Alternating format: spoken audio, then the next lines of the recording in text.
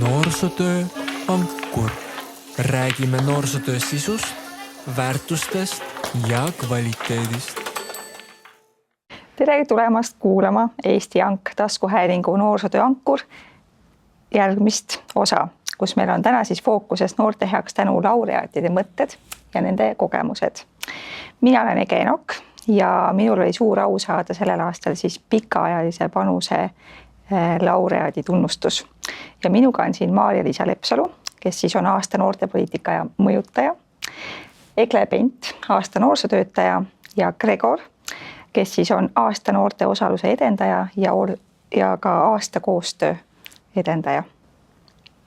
Palun tutvustage ennast lühidalt.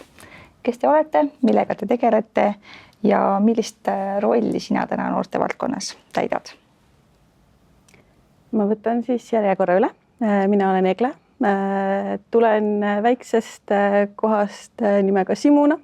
Olen seal noorsootöötaja nüüdseks juba 10 aastat.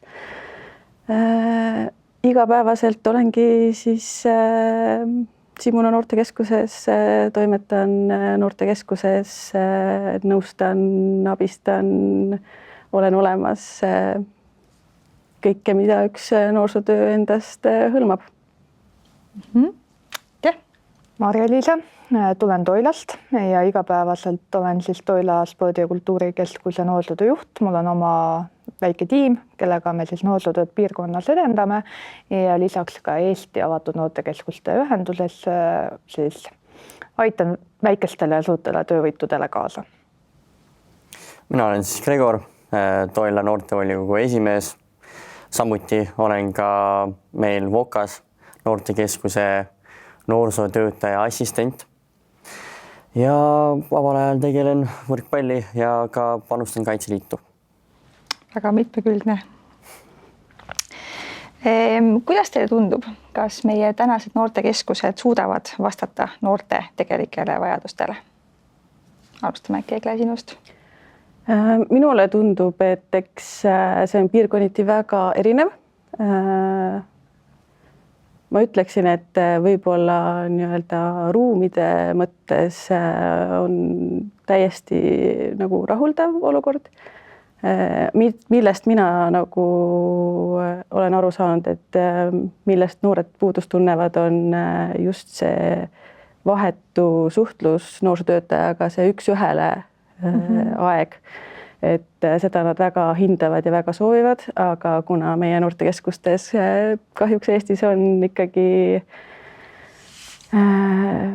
majas pigem üks töötaja, et siis on seda üks-ühele aega väga keeruline leida või võimaldada, et eks me ikkagi püüame nii palju kui saab, aga eks see on kõige suurem murelaps hetkel. Kirjutan Egle mõtetele alla, et ruum võib olla, aga sisu loovad inimesed. Ja siis kui ei ole neid inimesi, kes jõuaksid piisavalt panustada, siis tegelikult see ongi see kõige suurem kitsaskoht. Aga ma usun, et Gregoril on võib-olla natukene parem astuda noore kingadest sellele küsimusele vastu. Ma mõtlengi kusjuures, et tegelikult ma üldiselt vaatan asja positiivselt, et raske on neid nüansse leida, aga üldiselt ma arvan, et noored on rahul sellega, mis on. Kindlasti väiksed asjad, mis saaks muuta, näiteks ongi parem koostöö siis.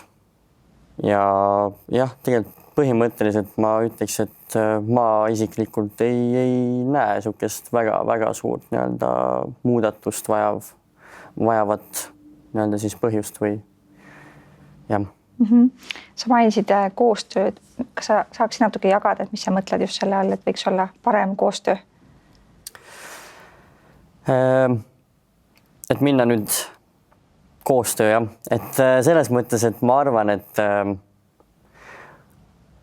kõige suurem see ongi see, et põhimõtteliselt kui noorsootöötaja saab noorega kokku, nad räägivad omavahel, et toodigi välja, et selles mõttes, et ainult üks noorsootöötaja on noortekeskuse peal ja meil noortekeskuses on tegelikult üldiselt 2, mis on hea. Et siis noored saavadki rohkem rääkida ja paremini ja ka nii-öelda siis ongi, kui neil on mingi idee, siis seda nii-öelda ideed ellu viia just ja selgitada neile, et kuule, et see on niisugune asi, et tahaks teha ja proovida, et siis arvatavasti ka näiteks mitme noorsootöötaja puhul on see suurem võimalus, et see nii-öelda ellu viiakse. Mis oli see hetk teie elus? Võib-olla isegi on neid hetki olnud rohkem kui üks, millal te taipasite ja mõistsite, et noorsootöö on päriselt oluline? No ma võtan siis jutujärje üle. Minu jaoks ilmselt jah, seda võib öelda küll, et neid hetki ja neid olukordi tekib ikkagi rohkem kui üks. Et need ongi täpselt need hetked, kus sa võib-olla oled olnud noore jaoks olemas mingil hetkel, kus ta ise on väga keerulises kohas, kus ta võib-olla ei usu iseendasse, tal on võib-olla keerulised suhted ja sa vestled temaga, sa annad talle väikseid nippe, nõuandeid, vahel lihtsalt kuulata ära ja järgmisel hetkel, kui sa näed, kuidas ta on löönud jälle särama, kuidas ta tuleb noortekeskusesse, ta on hoopis teiste vaadete ja meeleoluga, et need on need sellised võidud ja sellised hetked, millal sa nagu tunned, et see noorsootöö on nagu oma nime väärt ja et sa teed õiget asja ja samamoodi kindlasti ka sellised hetked, kus kui noored on sellised pisut passiivsed, sa julgustad neid, nad võtavad ette ja teevad midagi toredat ja ägedat ja siis sa näed, kuidas neis tekib see sisemine tahe uuesti teha ja uuesti proovida ja luua oma kogukonda midagi toredat ja ägedat, et sellised hetked, need ei peagi alati olema väga suured asjad, need võivad olla ka täiesti pisikesed mingisugused noortekeskuse sisesed üritused, aga lihtsalt see, et sa näed, kuidas neil see säde silmi tuleb, et see on nagu minu arust kõige suurem väärtus. Aitäh. Ja sina seda märkasid, Maarja-Liisa? Mul meenub, see oli vist minu teine või kolmas tööaasta ja ma taipasin nii-öelda selle valdkonna väärtust, kui ma sattusin kokku ühe haridusliku erivajaduse noorega ja tal olid nii-öelda peale põhikooli need valikuvõimalused olid hästi piiratud tänu sellele, et tema õppekava oli lihtsustatud ja ta ei teadnud, mida teha edasi ja ta oli suurepärane küpsetaja, aga ta ei tahtnud väga rääkida, ta ei olnud üldse sotsiaalse sellise suhtumisega ja tol ajal ma kandsin ka karjääriõpetuse õpetaja rolli ja siis ma mõtlesin, mida temaga teha, et kuidas teda toetada ja lõpuks ma võtsin ta käe kõrvale, me sõitsime koos Rakvere ametikooli, kus tol ajal siis, ma ei tea, võib-olla on täna ka, aga tol ajal oli siis just lihtsustatud õppekava baasil võimalik abipagariks õppida. Ma valmistasin hullult palju küsimusi ette, sest ma olin kindel, et tema oma suud seal lahti ei tee ja proovisin ennast mõelda nii-öelda tema kingadesse, mis on see info, mida temal võiks vaja olla, kui ta sinna õppima läheb. Ja aitab seda valikut nii-öelda teha. Ja tegelikult minu üllatus oli see, et ta küsis. Ta ise küsis seal hästi palju küsimusi ja kui ta ühel hetkel 9. ära lõpetas, siis ta läks sealt nii-öelda koolipesast välja ja ega ma temast väga palju midagi ei kuulnudki. Ja läks mõni aasta mööda ja ta kõndis mulle Jõhvis poes vastu, ütles mulle tere. Ma esimese hooga ei tundnud äragi, et kes see on ju. Ja siis me jäime rääkima, siis ma juba sain aru, kellega tegemist on. Ja see, kuidas ta enda nagu ande oli üles ehitanud, ta lõpetas selle abipagari ära, ta läks tööle ja tol hetkel oli ta juba koka eriala peal, ehk see lihtsustatud õppekava oli nagu niisugune takistus, mis oli ületatud tema jaoks. Ja ma tean, et ta töötas ühel hetkel ka restoranis ja see on nagu võib-olla see koht, kus mul klikkas ära, et tegelikult kui sa suunad seda noort õigele rajale, siis see võib olla tema jaoks mingil määral elumuutev otsus. Jah, väga ilus lugu. Jah, ma ütleks, et mul on niisugust 2 kõige tähtsamat või kõige suuremat nii-öelda olukorda, mis on kõige meeldejäävam olnud, et ise tulin, kui ma see täitsa väike poiss olin, siis ma tegelikult tulin talust, enda kanad ja puha ja niisugune päris taluelu. Ja ma mäletan seda esimest päeva, kui ma noortekeskusesse üldse astusin ja kui ma nagu sealt uksest sisse kõndisin, ma nägin seda maailmat, ma nägin, kuidas need noored askeldavad seal, et siis ma arvan, et seal mul jäi see pisik külge. Ja teine kord oligi siis, kui ma enda esimese projekti reaalselt nagu ellu viisin. Et see oli nagu päris äge, et midagi, mis ma ise välja mõtlesin, see idee, kõik need protsessid, mida ma kaasa tõin sellest, mida ma õppisin sellest, et kõik see, ma ütleks, et nii-öelda oli see kõige suurem indikaator. Gregor on 10 aastat olnud noortekeskusega seotud.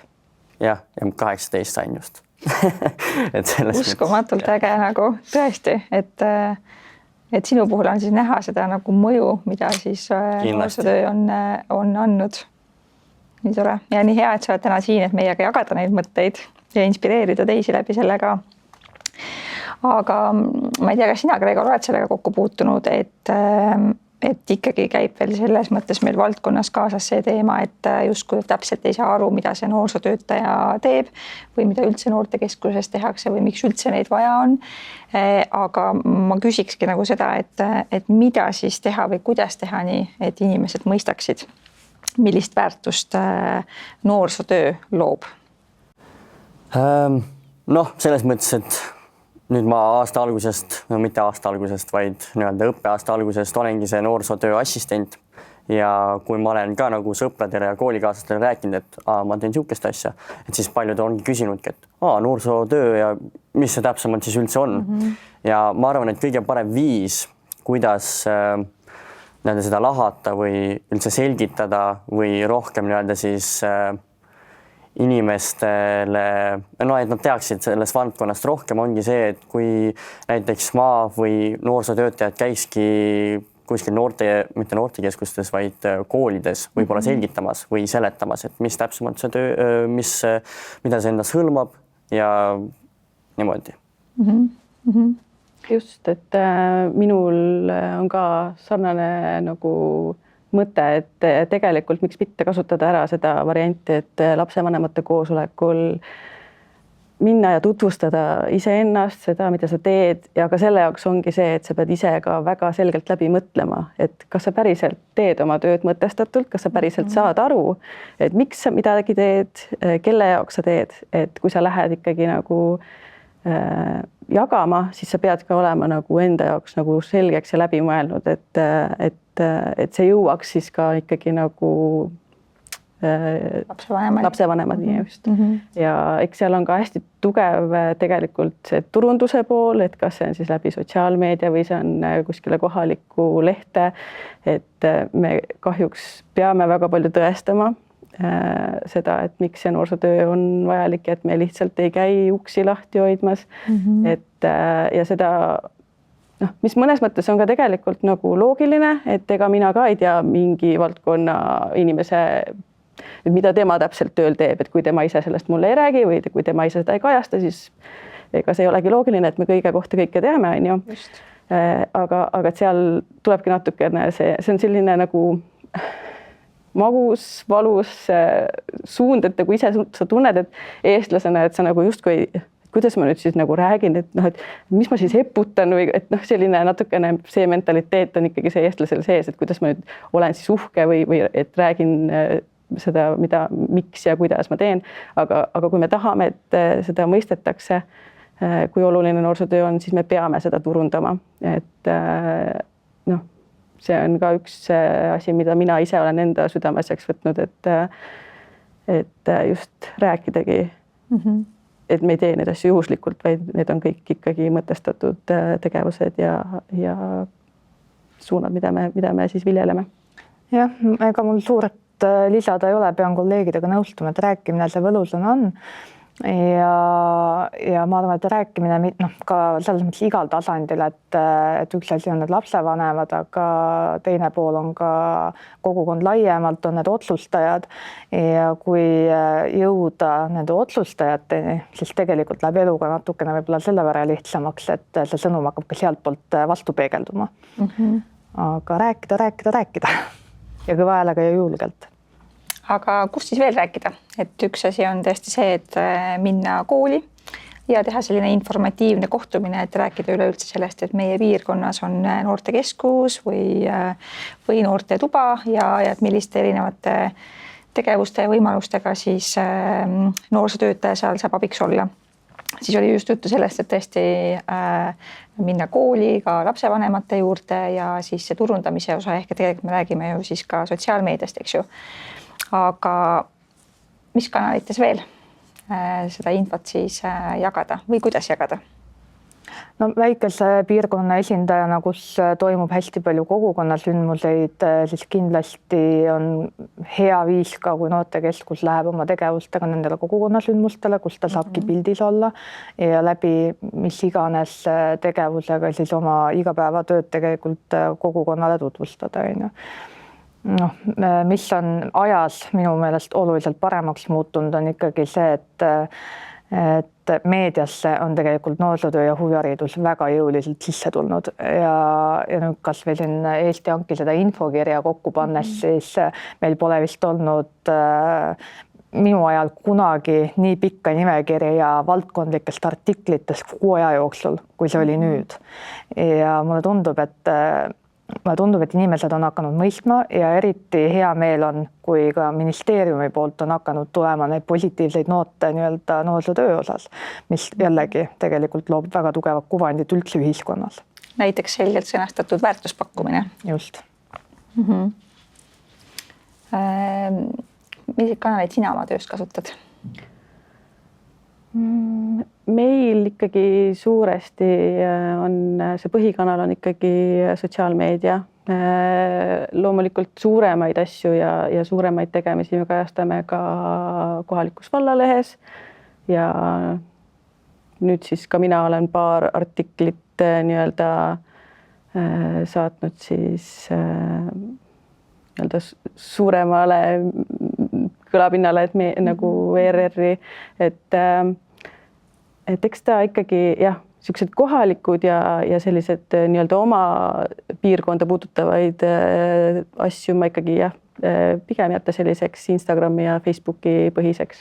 Ja kuidas sulle tundub, millistest kanalitest infot üldse kätte saavad? No praegu ikka see digiajastu möllab täiega.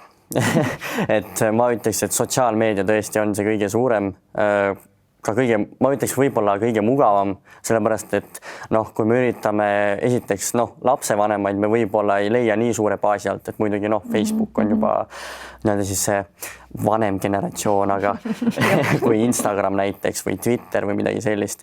Aga et jah, kui me soovime noortele tutvustada ja rääkida, mis täpsemalt on noorsootöö ja üldse noortekeskused, mis need on. Et siis ma arvan, ongi nii-öelda õpetlikud lühivideod. Praegugi me mingis mõttes ju tegelikult harime või nii-öelda siis tutvustame. Just. Et selles mõttes, et ma arvan, et sotsiaalmeedial on see kõige suurem võim seda teha. Ja kui ma siin nüüd kuulen, siis ma saan õigesti aru, et tegelikult videoformaat on kõige enam see, mis püüab tähelepanu ja läbi mille on võimalik siis võib-olla erinevas vanuses noortele infot edasi anda. Just. Et jah, kindlasti see videoformaat annab kõige rohkem, sellepärast, et kohe alguses sa saad mingi naljaga pihta alustada, siis alati noor jääb kohe videosse, et seal on erinevad need võtted, mis tegelikult nagu videoformaadis on palju parem kui näiteks ajalehte minnes, siis noor tavaliselt ei loe ajalehte, et sellepärast ongi, et kui see noor seal telefonis niikuinii on, et siis õpib ka. Ehk et nii palju erinevaid viise, et otsekontakt, sellised informatiivsed kohtumised, lapsevanematele suunamised ja samas ka siis see tasand, kui me tahame otseselt puudutada ja kõnetada noori, mis tähendab seda, et me vajame ikkagi digipädevusi, et ma usun, et väga paljud on juba selle Canva küll selgeks õppinud, aga nüüd meil on vaja õppida selgeks see, kuidas teha köitvaid riilse. Et huvitav, mis järgmiseks tuleb? mis sa arvad? Järgmiseks. Mis võiks olla see järgmine mingi trend, mille, ei tea. Järgmine trend nagu video mõistes või Näiteks, üleüldse? info vastuvõtmisel. Info vastuvõtmisel. No ma ütleks, et see sotsiaalmeedia selles mõttes alt ei kao. Et ma kahtlustan, et see ikkagi jääb pinna peale. Muidugi äkki ausõna ei tea, mis tulevik hoiab selles mõttes, et ma arvan, et äkki jah, podcast'id, siukesed asjad, et lähevad järjest nagu populaarsemaks, nagu tüüpilisemaks just. Et tegelikult jah, kui nagu varasemalt vaadata, siis need taskuhäälingud ei olnud nii populaarsed, aga nüüd isegi mina leian, et ma vahest kuulan ja kui mul vaba aeg on, et siis tegelikult jah, et need erinevad võtted tulevad, ma ei tea, kust need tulevad, aga need, kes välja mõtlevad, need on ikka päris targad inimesed. ja, aga aitäh sulle, et sa niimoodi kohe praegu mõtlesid ja pakkusid välja neid mõtteid. Meie noorte valdkonnas räägitakse ikkagi väga palju sellisest koostöö olulisusest ja ma usun, et igas piirkonnas seda koostööd ka tehakse rohkem või vähem. Võib-olla millised on need teie sellised piirkonnas, need olulised koostööpartnerid, kellega noortekeskuse tasandil koostööd tehakse? Meil, ma ütleksin, et mina olen selles mõttes ikkagi väga õnnesärgis, et ma usun, et see on ka pisikese kogukonna väga suur pluss, et meil koostöö toimib väga hästi nii kooliga, nii rahvamajaga, nii vabatahtlike päästjatega, lapsevanematega, ja kogukonnaga ka üldiselt, et tegelikult meil ikkagi see õlg-õla tunne on kogukonnas väga tugev. Et selles mõttes mina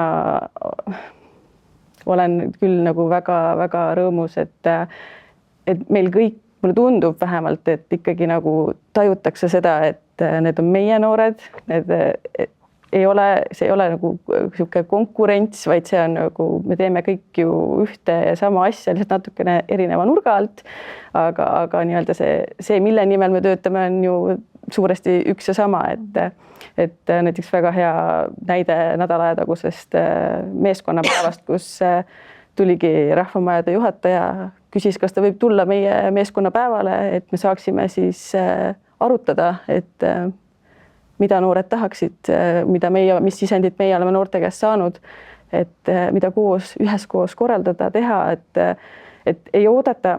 Ma olen nagu tajunud ka seda, et piirkonniti on nagu see, et oodatakse, et noorsootöötaja on justkui see nii-öelda väiksem lüli, et tema läheks siis pakkuma seda, et teeme midagi koos või oleme aga meil on nagu selles mõttes väga hästi, et see käib niimoodi, kellel midagi laual on, siis tema nii-öelda siis otsib kontakti, et ei ole see, et nüüd noorsootöötaja peaks minema kooliga suhtlema, vaid kui koolil tuleb mingi idee, ta tahab kaasata, siis ta tuleb nagu annab selle sisendi minule või siis vastupidi ja samamoodi see rahvamaja juhatajaga koostöö näide, et tegelikult, et tema initsiatiivil tema ise pakkus välja selle, et ta tuleks ja teeks, et teeme midagi koos, et see on nagu hästi-hästi südantsoojendav ja tegelikult see on väga haruldane, ma ütleksin, et ja mina ei saa nuriseda. Väga tore. Mis puudutab toilavatest sporti, kultuuri ja noorsootööd, siis on väga keeruline mitte koostööd teha, sest et valdkonnajuhid istuvad meil ühe laua taga ühes kabinetis. Et seal on nagu nende valdkondade puhul on hästi selline loomulik see nii-öelda koostöö siis. Aga teeme koostööd ka lasteaiaga, näiteks me jagame välisvabatahtlikud, kelle võtmise oleme enda eest vedada võtnud, aga siis teatud päevadel panustada ka lasteaeda ja samamoodi käib lasteaed aeg-ajalt ka meil majas. Koolidega teeme koostööd, olen siin isegi näiteks, kui Gregor veel oli põhikoolis, olin loovtöö juhendaja ja läbi selle ja ettevõtted samamoodi. Et jällegi seesama väike kogukond on ju, aga tegelikult mis tahes ideega me ei ole seal kas või ettevõtjate poole pöördunud, alati nad tulevad selja taha ja nad ei ütle mitte ei, vaid nad otsivad lahendusi, kui nad ise kohe parasjagu ei saa. Ja saan ka selles mõttes tunnistada, et see koostöö on pigem ikkagi kahepoolne, et ei ole alati nii, et meie lähme. Siin just mõni aeg tagasi minu jaoks oli kuidagi ootamatu, aga teisalt väga meeldiv üllatus, kui kohalik koolijuht helistas ja palus mind hoolekogu liikmeks kooli toetava organisatsiooni esindajana. Et ma olin kohe selline kõrvust tõstetud selle peale. Väga-väga hea näide jällegi muidugi. Jah, ja meil on muidugi see Päästeameti poolest see päästering, oleme ka Kaitseliiduga loomulikult koostööd teinud. Et jah, et ja samamoodi ka sotsiaalosakonnaga, et hästi tihe suhtlus on meil noorte toetamisel, kes seda võib-olla natukene rohkem vajavad ja samuti ka malevate kontekstis, et püüame alati toetada eelkõige ka neid, kellel võib-olla ei ole nii tugev sotsiaalmajanduslik taust ja selles osas teeme siis lastekaitse ja sotsiaaliga koostööd. Väga tore. Maarja-Liis, ma küsin võib-olla sinu käest seda ka, et kuna sa esindad ka Eesti Avatud Noortekeskuste ühendust, et võib-olla sa jagad natuke, kes Eesti Anki sellised peamised koostööpartnerid on? Nüüd sa tõmbad mu lukku ära. Ahti, selle koha lõikad välja. Nii, küsi uuesti seda küsimust. Et Maarja-Liis, ma pöördun nüüd sinu poole. Et sina kui Eesti Ankiga esindaja, et äkki sa jagad ka niimoodi mõne koostööpartneri, kellega Eesti Ank teeb pidevalt koostööd? No kindlasti on ministeerium ja Haridus- ja Noorteamet väga olulised võtmepartnerid ministeeriumi peal seetõttu, et oleme strateegiline partner olnud neile, aga ka juurde Eesti Noorteühenduste Liit, Eesti Noorsootöötajate Kogu, kellega ühiseid eesmärke ja ühiseid põhimõtteid sõnastame, et nemad on võib-olla need kõige lähedasemad suuremate võitude poole pürgimisel, aga usun, et me võime igat Eestis paiknevat noortekeskust oma koostööpartneriks nimetada. Ja muidugi. Aitäh, et sa jagasid seda. Aga kui me räägime nüüd veel koostööst, siis praegu me rääkisime hästi palju sellistest nagu väga positiivsetest näidetest, seda, kui mitmekülgsed on piirkonnad, kuidas ikkagi loeb see nii-öelda see inimlikkus, see ehedus ja see valmisolek ka ise olla siis nii-öelda siis koostööpartneriks. Aga kuidas teile tundub, et mis täna jääb koostöös puudu? Või kuidas saaks koostöö olla veel parem? Mina ütleks võib-olla, et aega jääb puudu. Et igapäevaseid neid toimetusi lihtsalt nii meeletult palju ja selleks, et seda koostööd väga süvitsi teha, sa pead aega võtma. Ja seda aega on meil kõigil 24 tundi päevas. Jah, ma ei oskagi väga palju midagi originaalsemat lisada, et ma nõustun ka sellega, et tahe, ma usun, et on ikkagi kõigil olemas, sest et üksi tehes ju saab ka, aga koos saab ju palju kiiremini ja palju kaugemale. Et ma selle taha nagu ei usu, et ükski koostöö oleks jäänud, et lihtsalt soovi või tahet ei ole. Aga jah, ma arvan ka, et see kõige suurem tegur siin ongi see aeg. Ma arvan jah, kui meil oleks rohkem inimesi, siis on rohkem ka nii-öelda venitatud aega, et siis see on viis, kuidas lahendada seda. Ja. Ehk siis aeg on see, mida on vaja juurde. Aga mis te ütleksite, et selleks, et seda aega juurde saada, et seda aega on võimalik juurde saada, tuleb lihtsalt millegi tegemisest loobuda või see lihtsalt ära jätta, mis oleks? Mida saaks teha vähem täna noorsootöös?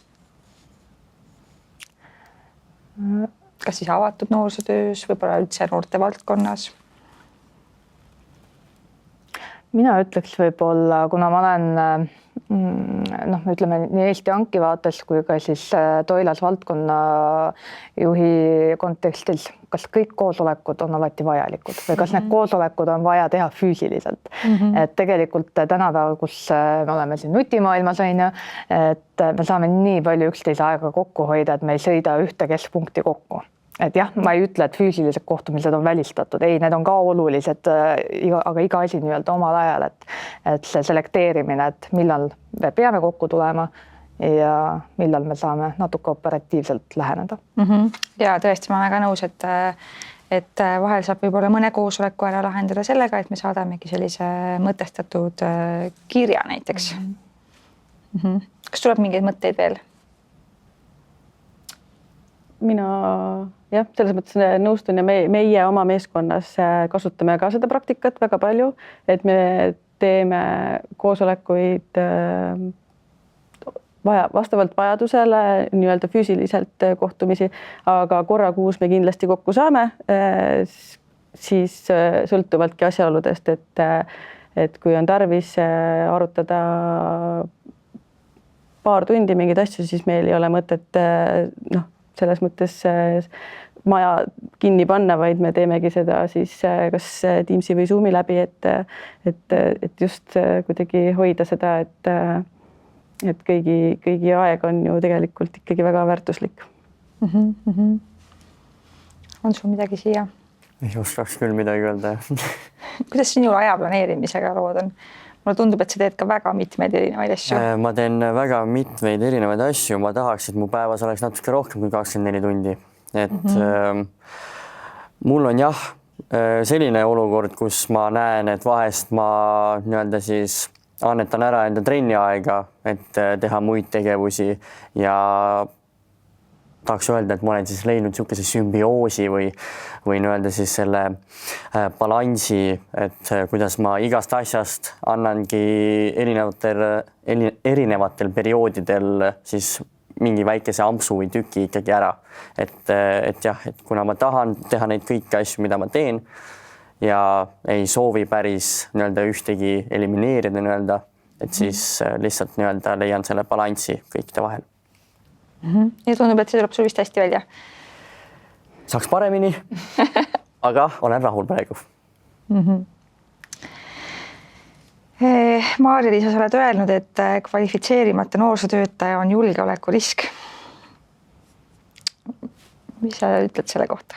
Jätkuvalt olen seda meelt ja kui mõelda selle peale, mis siin viimasel ajal meedias on toimunud ka huvihariduskontekstis, siis ma ei saa mitte oma meelt muuta.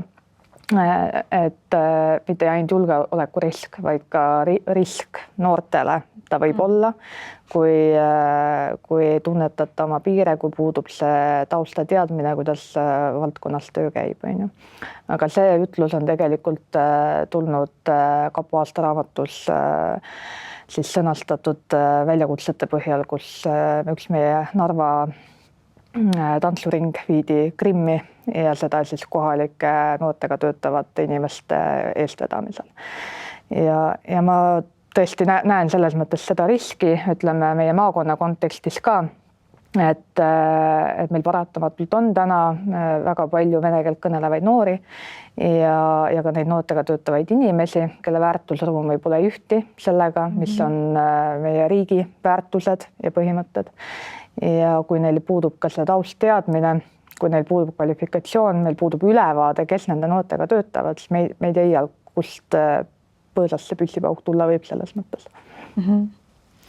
Kuidas teie hindate sellist noorsootöö, sellist professionaalsust ja kui oluline on teie jaoks see, et noorsootöötajal on erialane ettevalmistus, kutse?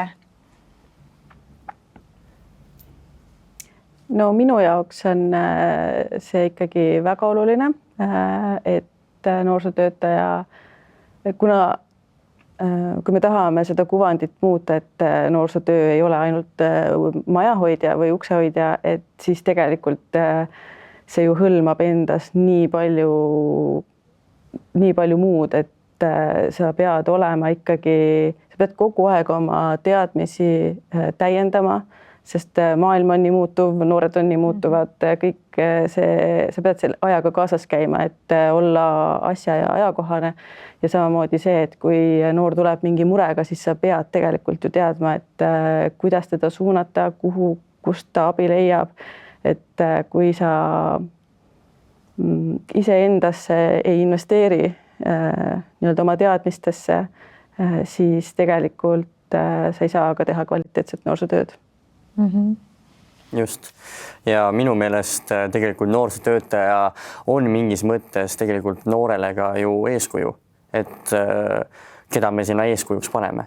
Et selles mõttes, et kindlasti kui noor nii-öelda näeb, et see noorsootöötaja on tegus, ta nii-öelda lahendab selliseid olukordi nende võtetega, et ongi see eneseharidus ja kõik, et ma arvan, et see on tegelikult ikka päris tähtis. Ma olen väga nõus teiega, et ma ise hindan ka ikkagi selles mõttes ka seda valmisolekut ennast täiendada ja muutustega kaasas käia ja ka võib-olla vahel on see ebamugav, et minna uuesti kas siis õppima kooli või hakata ka kutset taotlema, et see on igal juhul on see ettevõtmine, aga see on hästi vajalik töö. Et see viib võib-olla tagasi selle juurde, et seesama mõtestamine, mida sa siin ennem ka mainisid, et see on hästi tähtis, et me oma tööd ju mõtestame. Aga mis siis juhtub, kui me noorsootöösse ei investeeri? See on mõnes mõttes ka natukene nii-öelda siis noorte heaks tänu sündmusel võib-olla ka see fookusteema, et mis siis oleks, kui huviharidust ja noorsootööd ei oleks, et mis siis juhtub, kui me noorsootöösse enam ei investeeri?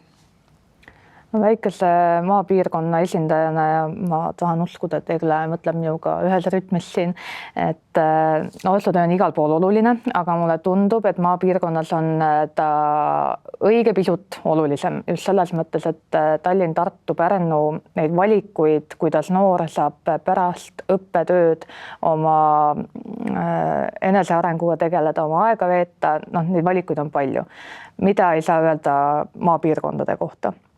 Ja mina ise olen see inimene, kes on läinud nii-öelda maalt linna ja tulnud kolinal siis koju tagasi ja ma tunnen, et just seda tänu läbi noorsootööle loodud sidemete. Ehk miks ma noorsootööd võib-olla nii väga oluliseks pean. Gregor on ka mulle öelnud, et ta tahab kunagi tagasi tulla, et ta läheb ära, aga ta tahab tagasi tulla. Ja ma usungi, et selleks, et need maapiirkonnad välja ei sureks, on tegelikult noorsootööl hästi oluline roll täita, et nendel noortel tekiks see side, et neil tekiks see kogukonna ja kodukoha armastus ja nad peavadki ära minema. Absoluutselt peavad ära minema, aga et see kodukoht oleks see, kuhu tulla tagasi ja kus siis kasvatada oma lapsi, et need omakorda välja saata ja hiljem tagasi vastu võtta. Ja väga nõus. Ja kindlasti laias laastus investeerimine, see tähendab seda, et ikkagi meil oleks need võimalused ja just täpselt need võimalused, mis tooksid nii-öelda siis noori tagasi ka, et enamasti on ikkagi, et noored lähevad minema sellepärast, et see keskkond, kus nad on, parajasti ei paku seda nii-öelda võimalust ja kui me ei investeeri sellesse valdkonda, siis ei ole neid võimalusi. Jah, ma nõustun täielikult eelkõnelejatega, et ega mul polegi vist väga palju midagi juurde lisada. Ma ise mõtlen veel selle peale ka, et minu jaoks vähemalt hästi sageli on need noortekeskused ka sellised nagu kogukonnakeskused, kes ikkagi nad teavad inimesi, nad teavad keskus, millega tegelevad, minu arust nad justkui nagu ka ühendavad teatud asutusi, ma ei tea, olgu nendeks maakondlikud arenduskeskused, noorte ettevõtlikkuse temaatika, samas jällegi see kontakt siis kooliga näiteks on ja või mingisuguste kogukonnasündmustega, mida sageli jällegi võib-olla sellised kultuurikeskused ees teavad, et selles mõttes, et see kuidagi see seotus on nagu nii suur seal, et ja jällegi see vaade ka, et kui me mõtleme inimese peale ja ühe noore inimese peale kui terviku peale, siis mulle tundub, et kõik see, mida annab selline mitteformaalses õppes osalemine ühe inimese selliseks heaoluks ja nagu terviklikuks olemiseks on nagu äärmiselt suure väärtusega. Et kui me mõtleme siin ka just rahvusvahelise kogemuse peale või erinevates projektide peale või üleüldse sellise eduelamuse peale, et siis mulle tundub, et see on täiesti nagu see on lihtsalt nagu nii tähtis ja see on üks põhjus, miks me peame jätkuvalt siia investeerima. Egle, sina oled rõhutanud, et õppimine ei toimu ainult koolipingis ja mitteformaalne õpe arendab iseseisvust ja vastutust noortel. Kuidas teile tundub, kuidas me saame seda väärtust tuua rohkem nähtavaks ja võib-olla ka mõistetavaks siis nii lapsevanematele kui ka siis otsustajate tasandile? ma arvan, et see läheb väga kokku just selle samamoodi selle nii-öelda, et kuidas noorsootööd nii-öelda siis väljapoole kuvada, et see on ikkagi ka jälle see puhtalt see nii-öelda rääkimine, mida noored teevad, jagamine, kui isegi ka siis, kui on mingisuguseid hetki, kus nagu ei lähe nii nagu oodatud, et ka see on ju tegelikult väga oluline õppeprotsessi osa, et ikkagi nagu just, et anda seda sisendit, et kui noored midagi loovad või teevad, et see ei ole lihtsalt tore, vaid seal on ikkagi nii palju kohti, millest noored õpivad ja seda nagu nii-öelda siis väljapoole ikkagi ka nii-öelda näidata või turundada, on ju, et see on ikkagi hästi oluline jälle, see tundub nii veider, et tegelikult noorsootöötajana sa tahaksid teha noorsootööd, et mitte olla mingisugune sotsiaalmeedia spetsialist, et aga ikkagi, kui me tahame, et ka teised saaksid aru või osa, et siis me peame ikkagi sellest rääkima. Et ka minul nüüd noored lõid iseenda põgenemistoa, tegid seda, viisid selle kooliööl läbi, seal oli väga palju õppimisprotsess, nagu nii-öelda siis kohti, et kui me pärast analüüsisime kogu seda nii-öelda protsessi. Just, et siis me saime väga palju, mis läks hästi, aga samas ka tegelikult ju väga oluline pool on see, et mida järgmine kord nagu paremini teha, millest õppida, et see on ju kõik õppeprotsessi osa, et aga seal ongi jälle see noorsootöötaja roll, et sa ka ise saaksid aru tegelikult, et see mitteformaalne õpe on samaväärne nagu formaalharidus on ju, et tegelikult kõik need väiksed tegevused ju arendavad seda noort inimest nii, et ta ise aru ei saagi. Just. Ja õnneks täna ikkagi riik selles mõttes suunab ja toetab ka seda lõimingu kontekstis, et lihtsalt mulle tundub, et me täna veel võib-olla oma lapse kingades selles osas, et kuidas siis seda lõimingut teha, et see, mida see noortekeskuses õpib, et see jõuaks ka sinna formaalharidusse nii-öelda väärtuslikul kujul. Et jah, neid võib-olla lihtsakoelisemaid näiteid on ju, et siinsamas loovtööde tegemine noortekeskuse kaudu või meil oli ka samamoodi põgenemistoa loomine, kus siis üks noor tegi ühe puidust detaili ise ja ta sai kooliga kokkuleppele, et ta vahetas oma käsitöötunni siis tehnoloogiaõpetuse vastu ja see oligi tema, kuna see ei olnud nagu niisugune väike detail, vaid see ikkagi vajas nii-öelda projekteerimist ja väljamõtlemist ja disainimist ja kõike, siis tal oligi terve see ainekursus oligi tehnoloogias, mitte käsitöös ja valmis detail, mis oli kasulik noorsootöö jaoks ja tema sai teiselt poolt oma kursuse hinda arvestatud, on ju. Aga kindlasti neid ühisosasid tuleb veel täna otsida, et see väärtus jõuaks ka sinna koolipinki. Aitäh. Jah, ma ütleks ka, et tegelikult projektide põhine, et noored tegelikult õpivad väga palju ja ma arvan, et see on ka koht, kus ma olen kõige rohkem õppinud.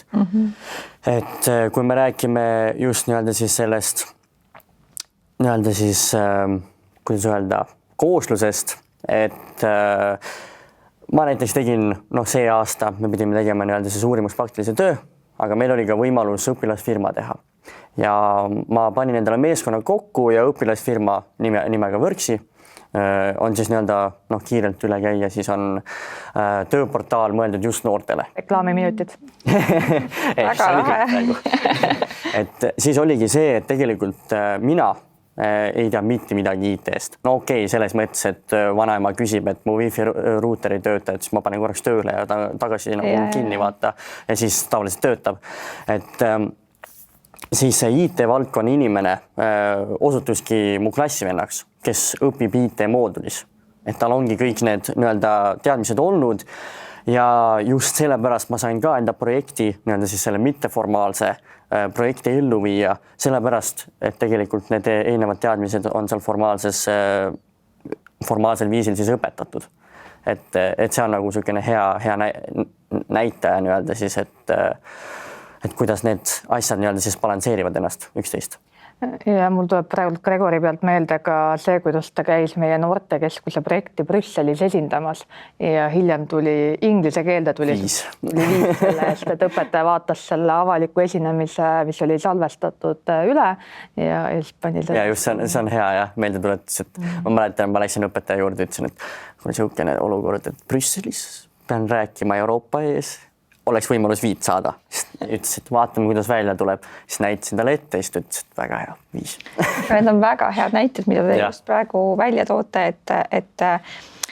et seesama, et kuidas ka võib-olla nagu avatud noorsootöös saabki nii-öelda siis formaalharidust nagu lõimida, et mis saavad olla need pisikesed sammud, et kust alustada või mida nagu teha. Et kindlasti jällegi hea näide nii koolidele kui ka teistele noortekeskustele, et aitäh, et te neid näiteid toote meile siia praegu. Mina olen täiesti kindel, et teie olete oma piirkonnas sädeinimesed. Teisalt mulle endale aasta-aastalt on nagu tundunud ka nii, et meil, kes me oleme need sädeinimesed, meil tekivad need väga head kontaktid, meil tekib see koostöö, meie oleme osa nendest võrgustikest ja nii edasi ja nii edasi. Ehk et kuidas teile tundub, kas täna jääb see noorsootöö nende sädeinimeste õlule või see on tegelikult meil ikkagi süsteemselt ja struktuurselt juhitud protsess? No aus vastus on vist, et ikkagi sädeinimeste õlule. Ja mina ütleks ka, et praegu on küll natukene ikkagi see mentaliteet, et ta on tubli, ta teeb ja küll ta jaksab, aga siis mingi hetk, kui see inimene, kes kogu aeg on jaksanud ja on tubli, enam ei jaksa, siis tavaliselt nagu vajuvadki kuidagi asjad uppi, et tegelikult praegu mul on küll selline tunne, et need asjad toetuvad sellele ühele sädeinimesele. Et tegelikult ideaalis oleks ju suurepärane, kui seal et asjad saavad ka alguse, absoluutselt alati saavad alguse sädeinimesest, sest et tema on ju see, kes siis nagu nii-öelda mingile asjale elu sisse puhub. Aga siis peakski tulema ikkagi mingisugune selline toetus sinna selja taha, et see sädeinimene ei jääks üksinda. Et ma arvan, et see on nagu hästi oluline. Ja kui ma mõtlen selle peale, kuidas ma kunagi alustasin, siis ma alustasin küllaltki puhtalt lehelt. Ja ma ise olen selline pigem süsteemide usku inimene. Ma tean, et kõigile see absoluutselt sobiv ei ole, aga ma olen korraliku ajalooarhiivi talletanud nendest aastatest, mil ma siis olen seda noorsootööd eest vedanud ja just selle mõttega, et ega me keegi ei ole igavene, me keegi ei tea, kes millal kuhugi edasi liigub ja mina ei taha enda nii-öelda järeltulijale seda sama saatust, kus võtta 2 tühja lehte ja nüüd hakka ehitama. Et ühtepidi ma saan kindlustada täna selle, et see, mida meie oleme oma meeskondadega siin üles ehitanud, et tal on väikegi võimalus, et see liigub edasi mingilgi määral sarnasel kujul, ja teistpidi ma usun, et sellised asjad lihtsustavad ka uute inimeste sisseelamist oluliselt rohkem. Aga lõpuks on ikka inimese enda valik, et kas ta võtab need kontaktid endaga kaasa või mitte, et väga paljud ikkagi lähevad koos võrgustikega, kui nad lähevad. Just. Ja ma arvan tegelikult ka ju, et need, kui sädeinimesed jäävad silmi, siis teised inimesed tahavadki võib-olla et ongi, et suur artikkel, et nii-öelda noorsootöötaja, et aasta noorsootöötaja, ütleme siis, et jääb meelde, näeb, niisugust valdkonda ma isegi polegi enne näinud ega kuulnud, et ma läheks ise vaataks, mis see on, hakkab meeldima ja läheb hiljem õppima seda. Et tegelikult see on ka üks viis, kuidas seda võrgustikku nii-öelda luua või tugevdada, et ongi tegelikult need sädeinimesed, et jah. Ja ma ei tea, kuidas teiega, aga igatahes, kui mina selle tunnustuse sain ja meie kohalik ajaleht sellest kirjutas, siis nii mitmedki inimesed on tänaval tulnud vastu, tunnustanud, öelnud, kuidas nad elavad kaasa, kuidas nad on hästi uhked. Et minu meelest see on ka ikkagi hästi oluline ja jällegi see, et meie oma võib-olla panusega valdkonda, mida me teeme ju igapäevaselt oma tööna, et läbi selle panuse ja selle märkamise tunnustuse saab jällegi see valdkond nähtavamaks, et hästi tore. Meie kohalik ajaleht ka kirjutas ja mul oli tegelikult mõni päev peal seda hästi huvitav seik Jõhvis. Olin Selveris ja siis üks meesterahvas, ei tea, kes ta on, astub ligi ja ütleb, kuule, ma nägin sind ajalehes. ja siis mõtlesin, et okei, väga huvitav onju, et aga see, et inimene nagu tuli niimoodi juurde ja seostas, et ma nägin sind ajalehes, et noh, noorsootöö jääb tavaliselt nii varju, et hea on mõelda, et keegi luges järelikult meie artiklit. Just, ja jääb kaasa.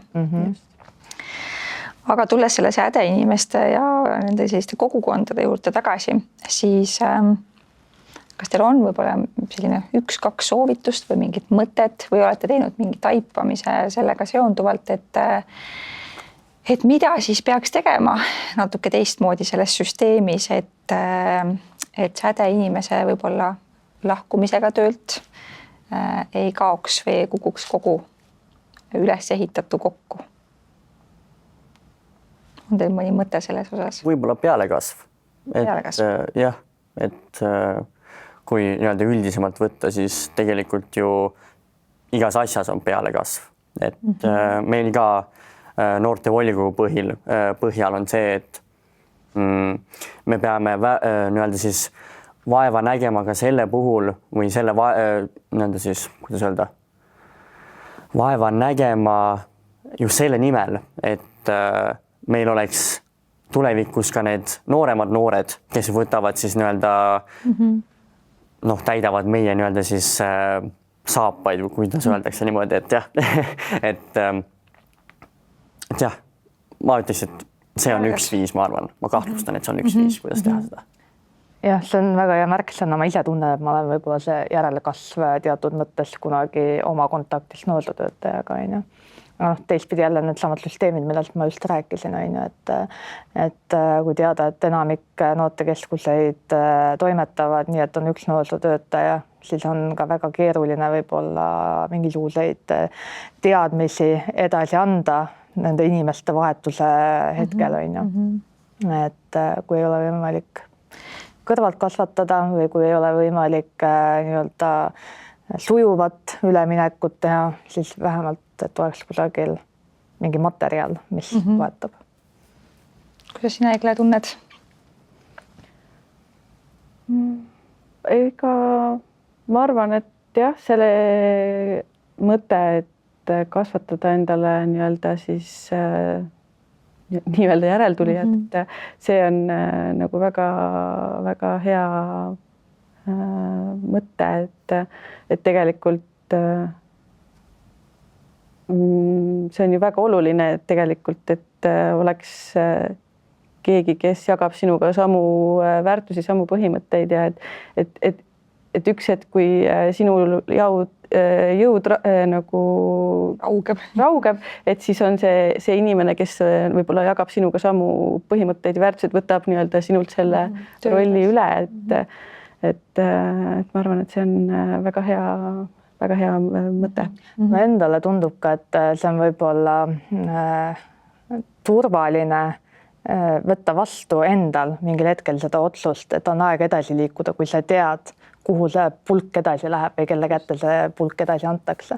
Et hästi palju ma olen kokku puutunud enda sõpruskonnas, ka valdkonna väliselt inimestega, kes tunnevad, et on aeg teha elumuutus, aga nad ei tee sellepärast, et neil on kahju nagu seda oma tööd justkui käest anda. Et sinna on nii palju aega, energiat ja ressurssi läinud, et siis kuidagi et sa mõistan seda.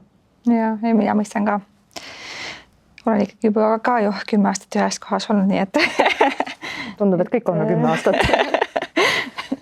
Et aga jah, mulle tundubki, et see töö, mida me teeme, lihtsalt seal ei ole see rutiin võimalik tekkima lihtsalt, et nii palju põnevaid projekte või nagu võimalusi on selles valdkonnas, et muudkui nagu ka ise areneda ja õppida. Et see vist ongi see, miks me oleme võib-olla pikemalt jäänud. No, mina ütleks võib-olla siia selle mõtte ka, et see on andnud ka võimaluse neid töövilju nautida. Just. Sest et kui ma oleksin 2 või 3 aasta pärast peale tööle asumist liikunud kuhugi mujale, siis ma ei näeks seda meest praegu siin ilmselt. Ja ma arvan, et ma ei oleks selline, nagu ma praegu olen. Ja. Nii et nii äge, et meil on tegelikult neid inspireerivaid inimesi ja mina olen ka hästi uhke oma noorsootöötaja üle, kellelt ma sain ka tegelikult kunagi 10 aastat tagasi noortekeskuse üle võtta, nii et selles mõttes, et et olen ka ikkagi olnud selles mõttes selline noor, kes on saanud siis eduelamust kogeda ja kuidagi inspiratsiooni sellest, et äkki mina võiksin ka olla kunagi. Olla see järelkasv. Ja olla see järelkasv täpselt. Aga räägime veel natuke ka sellisest kaasamise temaatikast, sest et noorte kaasamine on hästi aktuaalne teema. Pidevalt on see, et kaasame noori ja küsime, mida noored soovivad ja ma usun, et kõik teevadki seda parimal moel. Aga võib-olla see küsimuse koht ongi see, et millal me siis saame öelda, et noored päriselt saavad, et millal noored päriselt on siis kaasatud ja nad saavad võib-olla ise siis olla need algatajad ja ka vastutavad mingite tegevuste või protsesside juures, mitte see, et küsitakse küll, aga lõpuks nad on ikkagi selline tarbija rollis. Meie merekonteineri lugu, millesse ei uskunud mina ka, aga nemad uskusid. Ja nüüd on see Brüsselis käinud sisuliselt, oma mudeli mõttes. Ava võib-olla ise rohkem. Sina olid see, kes selle lõi tegelikult oma meeskonnaga. No jah, oma meeskonnaga selles mõttes, et ongi, et meil oli selline hull idee nii-öelda siis tahtsime telesaatesse minna, mis oli naabrist parem vist telesaatesse just. Et seal oli... Mina ei tulnud. Jah, konteinerite väljaehitamis mingi nii-öelda siis kuidas öelda, hooaeg või kuidagi nii-öelda siis episood või niimoodi, et temaatika oli nii-öelda siis see väljaehitamine. Ja me mõtlesime, et et tegelikult noortekeskuse võiks sinna panna ja konteinerisse ja see oleks nagu üliäge. Aga Marja Liisa ei olnud nõus. Kahjuks. Aga me jõudsime kompromissini. Ja kompromiss oligi see, et tegelikult mõtlesime seda, et kas me saaksime just nii-öelda siis, et kumb on tähtsam, kas see telesaatesse minek või siis just see idee. Ja loomulikult see idee oli ägeda.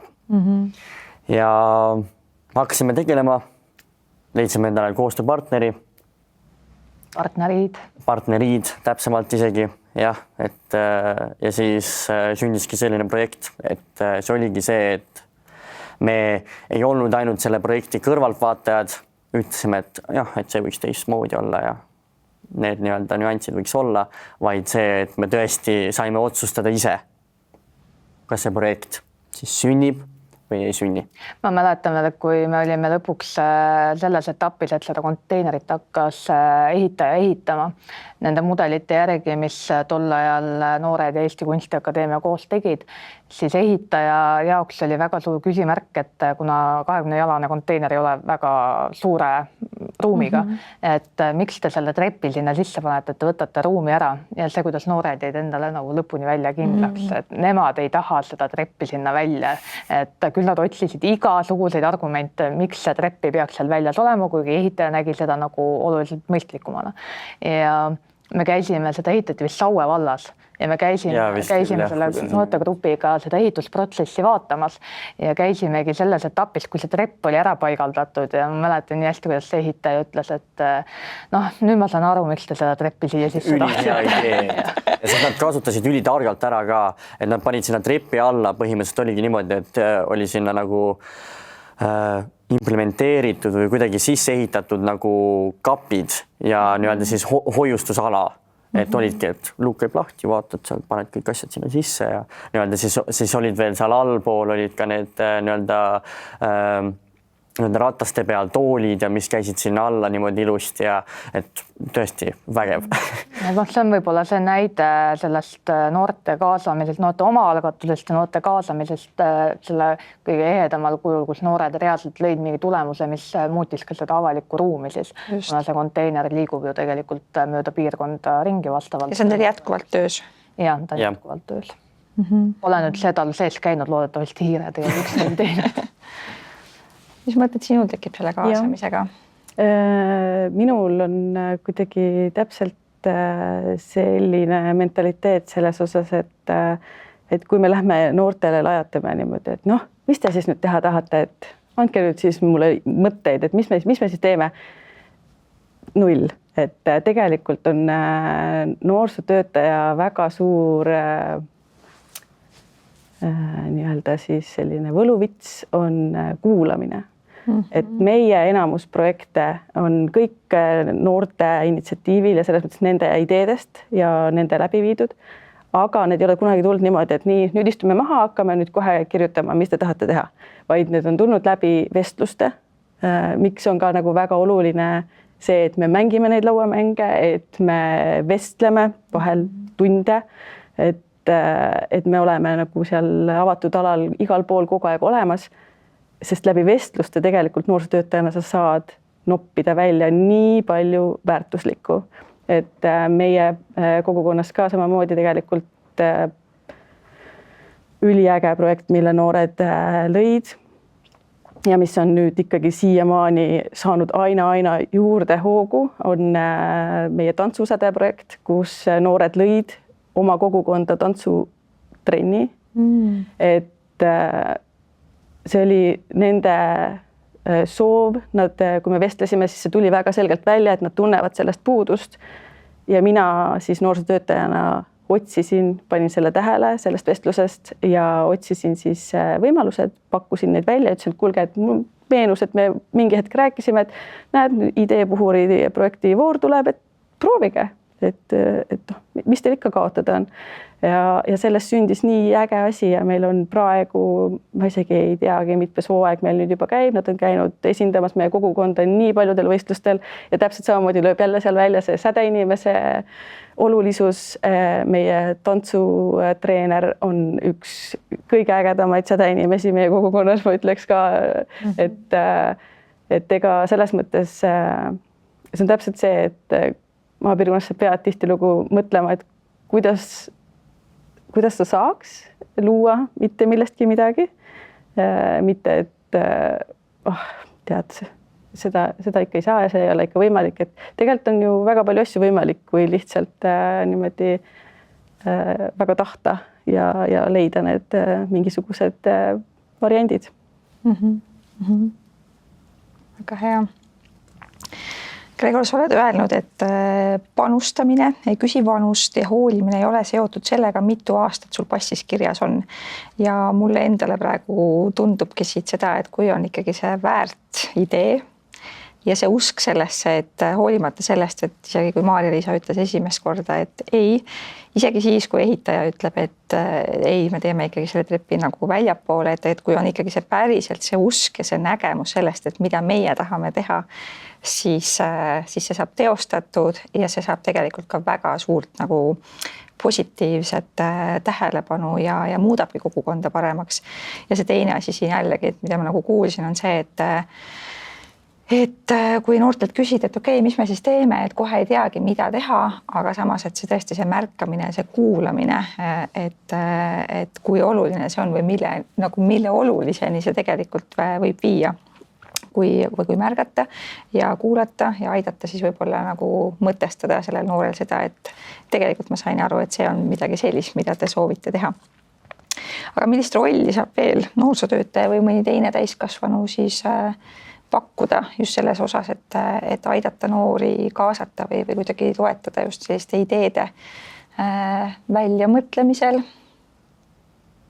Mina tooks võib-olla meie omavalitsuse näitel ka selle julgustamise, et meie nii-öelda nende koosseisu periood sattus noortevolikogus hästi põnevale ajale, kui olid arutelu all gümnaasiumi osa säilimine ja see, et osaleda võrdsetel alustel täiskasvanutega nendel aruteludel ja öelda oma arvamus ja tegelikult, mida te lõppkokkuvõttes ise orgunnisid, oli see, et kui kuuldi, et minister tuleb sellel teemal omavalitsusse, siis need tüübid kauplesid omale oli vist tund aega ministriga kohtumist. Jah, vist oli tund aega. Et rääkida nagu oma seda vaadet, on ju. Aga just see, et need igasugused kogukonna kaasamisseminarid ja asjad, et reeglina noor ei tule ise selle peale, et ma lähen nüüd ütlen ka oma arvamuse sekka, on ju. Et seal on ikkagi selle täiskasvanu roll utsitada, öeldagi, et võttagi kas või käe kõrvale ja minna nendega koos, on ju. Ja see on võib-olla üks mõte. Ehk see julgustamine ja koos, et lähme koos, teeme koos. Ja mina jagan ka seda mõtet, see on hästi veider, et kuidas me nagu täiskasvanutena justkui mõtleme, et noored peaksid olema hulljulged ja kõike võtma kohe niimoodi hoo pealt, aga samas ega tegelikult ka täiskasvanuna on ju väga raske uusi asju teha, kui noh, sa ikkagi ka nagu ebamugav just ja sul on ka täpselt samamoodi vaja seda julgustajat ja innustajat, kes ütleb sulle, et tegelikult sa oled äge, tegelikult sa saad hakkama. Et noh, miks me siis arvame või eeldame, et see noor justkui on kohe näpud püsti, et lähme teeme, et selles mõttes see on hästi suur osa noorsootööst, et tegelikult sa pead mitte nagu väga intensiivselt, aga kuidagi oskuslikult siis jõudma selleni, et see noor hakkaks endasse uskuma ja saaks oma potentsiaali väärtusest aru, et see on ilmselt kõige suurem. Aitäh. Tahad sa midagi veel siia lisada? Ja ei, see julgestaja on väga hea idee, et jah, et ma kujutan ette, et nii-öelda see täiskasvanu või noorsootöötaja on nii-öelda siis see, et kes rajab selle vundamendi, mille peale siis noor saab selle maja ehitada. Et see on niisugune nii-öelda ettekujutus, mida ma kujutan endale ette kogu aeg, kui ma mõtlen selle peale, et põhjus, miks ma sain projekti nii-öelda siis ellu viia, oligi sellepärast, et noorsootöötaja oli julgestanud. Oli selle nii-öelda tasandi juba teinud, et isegi kui midagi välja ei tule sellest projektist, et siis nii-öelda uskumus, et midagi ei juhtu isegi siis, kui ma eksin. Et see on niisugune tähtis see roll nii-öelda siis noorsootöötajal. Just, et mitte jätta noori ka üksi siis, kui ei õnnestu. Et ikkagi see on nagu ka väga oluline, et ka siis sa oled nende kõrval ja siis sa ka räägid ja vestled ja ütled, et tegelikult ei ole midagi katki. Et sealt me saame õppida, kuidas järgmine kord nagu mida muuta. Et see on hästi oluline küll. Muidugi jah. Ja ma arvan, et täiskasvanutena meil on ka vaja meelde tuletada seda, et kui kõik ei jõua või kui me ise ka eksime või noh, mis iganes, et meil oleks ikkagi seda eneselahkust ja sellist nagu pehmust ka enda suhtes, et me ei pea endalt tohutult palju nagu ootama. Ja ma arvan, et selle nii-öelda julgus näidata noortele ka enda haavatavust, et ka mina olen inimene, ka mina teen vigu, ka mina eksin, on ju. Et see võib-olla annab ka või peegeldab noortele seda mõistmist, et kui lähebki midagi bussi, noh ei ole hullu, tuleb ka vahepeal bussi, on ju, et just. Aga mul on veel 2 küsimust. Ja üks küsimus nüüd on võib-olla selline, et mis siis on need järgmised põnevad asjad, mis käsil on? Mingid põnevad plaanid, projektid, ettevõtmised, et ega te ju ilmaasjata tunnustatud ei saanud, et ma kujutan ette, et mingid põnevad teemad on ikka veel laual. No meil on hetkel ikkagi, me oleme saanud Toilast väga palju inspiratsiooni ja meil ikkagi mõlgub mõttes see, et kuna meil Simunas on noorteaktiiv päris tugev juba, et saaks selle volikogu kuidagi ikkagi ja see sisend on tulnud noortelt, mitte jällegi nagu mitte see, et meie tahaksime seda teha, vaid see on hästi tore tegelikult, et täpselt see turundamine väljapoole, mida mina olen teinud, et see on jõudnud ikkagi noorteni ka, et nad tunnevad, et tahaks nagu teha veel suuremaid asju ja see on selles mõttes meie nii-öelda üks sihuke prioriteetsem teema ilmselt, millele me hakkame siis hoogu andma nüüd vaikselt. Egle alati võtab ühendust suga. Kindlasti.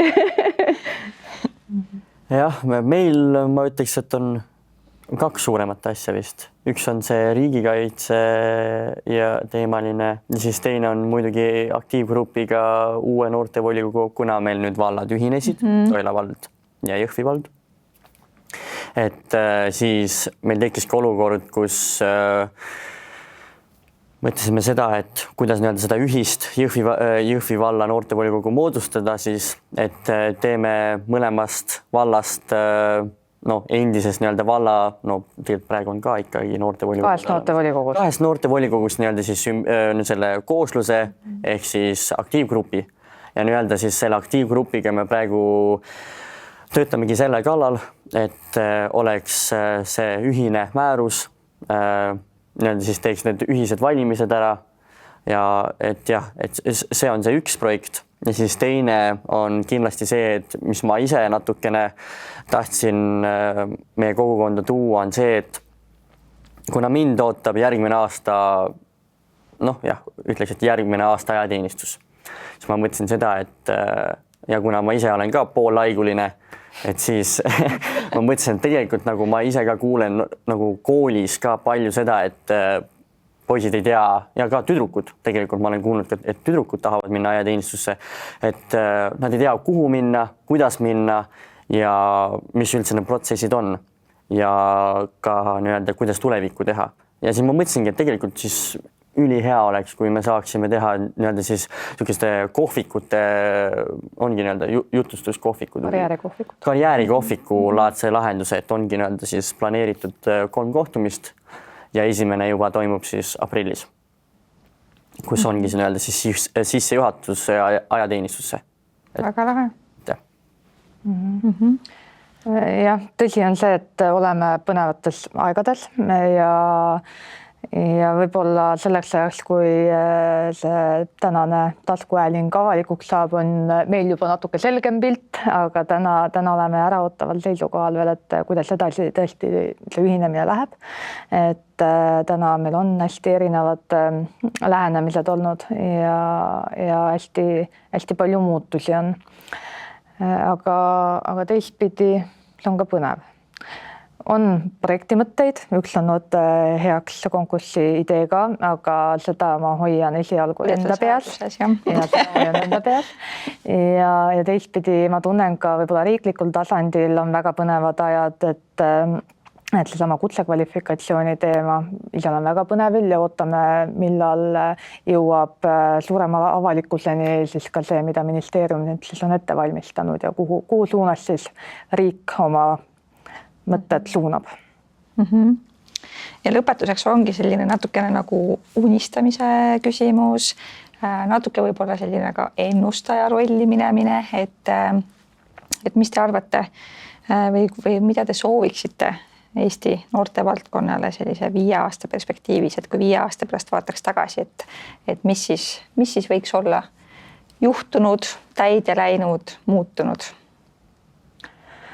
Kutsekvalifikatsiooni nõue on sisse viidud, palgamudelid on koostatud, noorsootööst räägitakse nagu normaalsest erialast ja sealhulgas meedias on hästi palju selliseid jõustavaid lugusid ja näiteid meie noortevaldkonna tegijatest. Kõlab imeliselt. Kirjutan alla. Pluss siis igas majas 2 töötajat. Vähemalt. Ja et see on ka reguleeritud. Just. Ja nii nagu tuleb aeg-ajalt koolidele suunatud neid toetusmeetmeid, põhikoolide rekonstrueerimiseks ja nii edasi, et tegelikult oleks super äge, kui tekiks Euroopa Liidu poolt ka näiteks noortekeskustele selline rahapott, et kuhu saab siis taodelda, kes ongi täna võib-olla keskmisest kitsamatest tingimustes, just, et hakata vastama siis parematele nõuetele. Ja ka kindlasti kättesaadav tugev noorsootöö, kättesaadavam nii-öelda siis. Maapiirkondades. Just, et hoida seda ühtsust ja tõesti, et meie noortel oleksid head võimalused. Kõlab väga hästi ja ma väga loodan siis, et 5 aasta pärast, kui me kokku saame, et siis me saame öelda, et mäletate, käisime seal taskuhäälingus vestlemas ja soovisime selliseid asju ja siin nad on. Aga teeme siis 5 aasta pärast siin samas. Teeme 5 aasta pärast siin samas. Et see stuudio siin siis alles oleks ja et saame siia tulla kokku. Aga aitäh, oli väga põnev teiega vestelda, niimoodi põgusalt rääkida erinevatest noortevaldkonna teemadest. Soovin teile edu oma nende projektide ja mõtete elluviimisel ja aitäh kõigile, kes meid siis kuulasid. Aitäh!